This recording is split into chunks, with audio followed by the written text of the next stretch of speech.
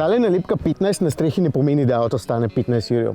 Čeprav bi se lahko, ker tale stane ravno 15 jurjev. Z dodatnimi nalepkami in nekaterimi detajli oplemenitena zunanjost v tem primeru pomeni, da je Dacia na našem trgu prisotna že 15 let. In na to so tako ponosni, da ima tale Sandero Stepway en dodaten paket opreme, ki se mu reče Proud. To pomeni ponosen. Za Mitsubishi Space Star smo rekli, da je eden najcenejših avtomobilov pri nas.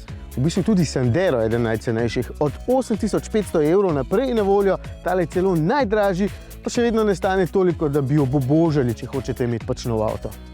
Ok, kompromisi seveda so, za začetek 100 krdo plastiko, ki je odlična za brušenje nohtov in za katero smo itak že povedali, da je odlično sestavljena, zato čisto nič ne škripa. So pa ob tej ceni tudi stvari, ki so ponekod samoumevne, tukaj pa na voljo samo za doplačilo ali pa še to ne. Doplačati je recimo treba za ta zaslon, pa za po višini nastavljiva sprednja pasova in celo za nastavljivo lan. Pa še v primeru doplačila gre v bistvu samo gor in dol. In če želite, da je oblečen v usnje, takole stane to dodatnih 60 evrov. Ampak sem vse to že vštel tistih 15 tisočakov. No, je pa res, da Ferrari F40 najbrž sploh nima nastavljivega volana, kar pomeni, da je Sandero boljši. Kaj?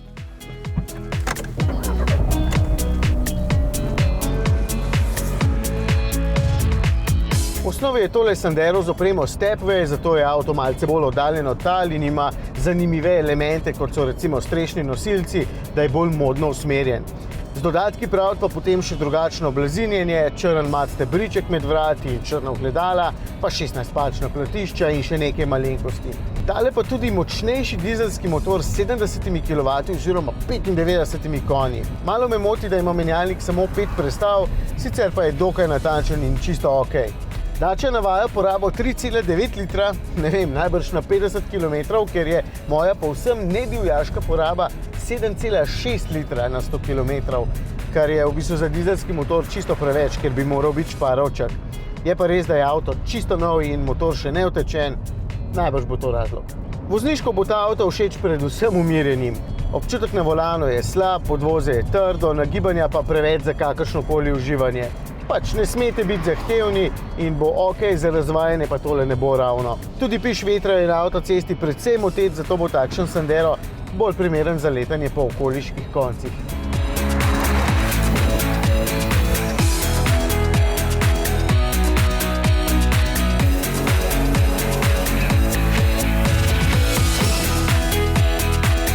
Torej, od 8500 evrov naprej je na voljo in v bistvu sploh ne gre za tako majhen avto, pa še robustno je izdelan in v tem primeru tudi ponosno izgleda. No, pa še boljši od Ferrari F40, to sem itak že ugotovil. Mogoče tudi zato, ker je dizel in še manj pokuri, pa zadnja stekla se lahko odpre, ki se jih tam ne more, v bistvu je ful boljši od F40. A ne? 15.